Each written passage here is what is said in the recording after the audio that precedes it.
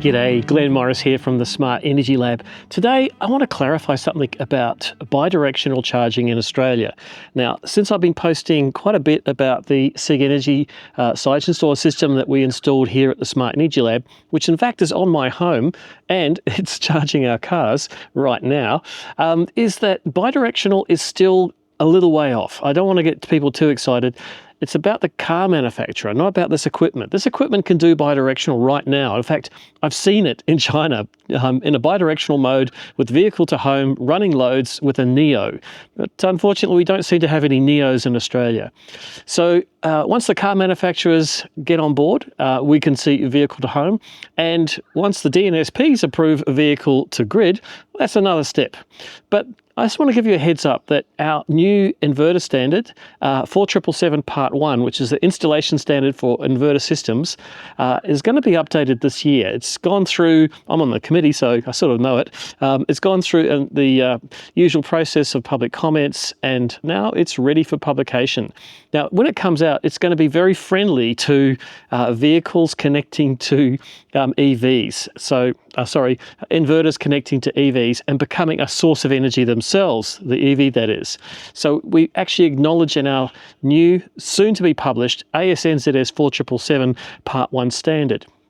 There's some big changes coming, and you would have seen it if you read the draft, in terms of what we call different types of supply. I'm still trying to get my head around them all. So we've actually got 5 different types of supply. We used to just have inverter supply and grid supply.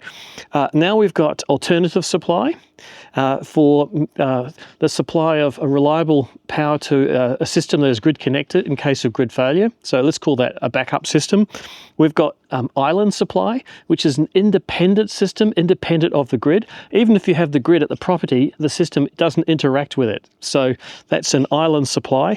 Normal supply is kind of the grid, basically. So normal supply is now the correct term for, well, soon will be, for grid supply. Substitute supply. Now, this is a little bit more complicated. An electrically separated supply intended to supply a single outlet in the event of an outage of the grid. So that's a substitute supply. And then lastly, supplementary supply. Now, supplementary actually is where it operates in parallel with the grid. So your standard solar inverter is a supplementary system.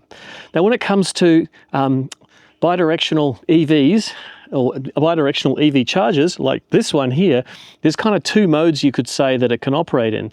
It could operate, if approved by a DNSP, in what's known as supplementary supply. That means in parallel with the grid. So it can single source energy to the grid from the vehicle.